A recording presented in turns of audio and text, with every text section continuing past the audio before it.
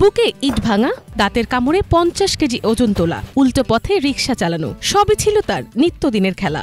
একসময়ের বিস্ময়কর দক্ষতায় আজ নিয়তির পরিহাসে ম্লান। সময়ের সাথে সাথে নিভে গেছে সার্কাসের আলো, থেমে গেছে করতালির শব্দ।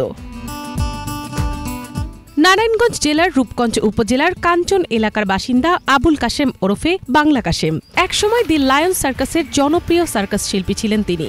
সবার কাছে তিনি অলরাউন্ডার বাংলা কাশেম নামেই পরিচিত। সার্কাসের উজ্জ্বল আলো আর দর্শকের করতালির মঞ্চেই কাটত তার জীবন। জীবিকার তাগিদে আয়ত্ত করেছিলেন খেলাধুলা, কারাতে, লাঠি খেলা, এমনকি বিভিন্ন জেলার আঞ্চলিক ভাষাও। কিন্তু সময়ের আবর্তে আজ তিনি এক পরিশ্রমী দিনমজুর। সার্কাসে ছিল আমার পায়ের উপর দিয়ে হাঁটতাম ছাতি দিয়া, তারপরে এক চাকার সাইকেল চালাইতাম। আমার 3টা খেলাই ছিল, আরেকটা হলো খাসার ভিতরে হুন্ডা চালাইতাম। এই 3টা খেলা ছিল আমার। তখন আমি বেতন পাইতাম 28,000 টাকা, কিন্তু বেতন পাই আমি কিছু করতে পারিনি। একসময় মাদক উৎপাদন কারখানায় চাকরি করতে গিয়ে আসক্ত হয়ে পড়েন বাংলা কাশেম। এরপর জীবনের কঠিনতম বাস্তবতায় স্ত্রী সন্তান নিয়ে আশ্রয় নেন ভাড়া বাড়িতে।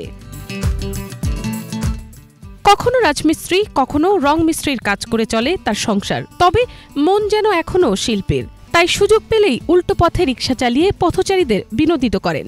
জানিয়ে দেন, সার্কাসের মানুষরা হারিয়ে যায় না, তারা কেবল জীবনের ভিন্ন মঞ্চে লড়ে যায়। এই খেলাটা দেখাইছি, তারপরে গোলাকান্দারি, তারপরে আপনার হাটে হাটে খেলা দেখাইতেন। হ্যাঁ, এটা বেশি হইতো আপনার মেলার সময়। মেলার সময় তো আমাকে কাঞ্চন প্রতি বছরে মেলা আইতো, যাত্রা আইতো। তারপর আমরা বহুত কুমিল্লা, নবীনগর, বাঞ্ছারামপুর ওইসব জায়গায়ও সার্কাস যাইতো, বলেকা অপেরা। তারপর আরেকটা ছিল দিলেন সার্কাস, আমি ছিলাম দিলেন সার্কাস। বিগত সময় সরকারি আশ্রয়ন প্রকল্পে আবেদন করেও পাননি একটি ঘর, অথচ এই মানুষটি একসময় বিনোদিত করেছেন অসংখ্য মানুষকে। এখন সেই শিল্পী সরকারের কিংবা সমাজের একটুখানি সহানুভূতির আশায় দিন গুনছেন।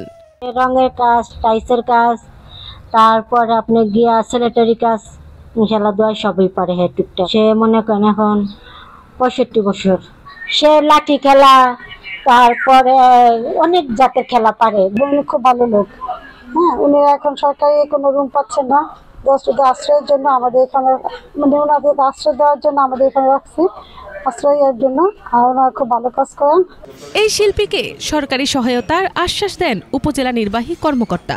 খোঁজ খবর নিয়েছি, সে একটা সময় সার্কাসে কাজ করত এবং মানুষকে বিনোদন দিত, বাট আজকে তার জীবনটা খুবই দুর্বিষহ। আমরা অলরেডি আমাদের এসিল্যান্ডের সাথে আমি কথা বলেছি, আমরা সরকারি একটি জায়গা দেওয়ার ব্যবস্থা করছি এবং জায়গাটি পাওয়ার পরে আমাদের পিআই অফিসের মাধ্যমে আমরা সেখানে একটা টিনের একটা ছোট্ট ঘর করে দিব, যাতে উনি পরিবার নিয়ে সেখানে থাকতে পারেন। বয়সের ভারে নুয়ে পড়লেও শেষ বয়সে যদি মাথা গোজার একটুখানি ঠাঁই মেলে, তবে হয়তো জীবনের সার্কাসটা আরও একবার রঙিন হয়ে উঠবে শিল্পী আবুল কাশেমের। মিনালা দিবা, বাংলা ভিশন নিউজ ডেস্ক।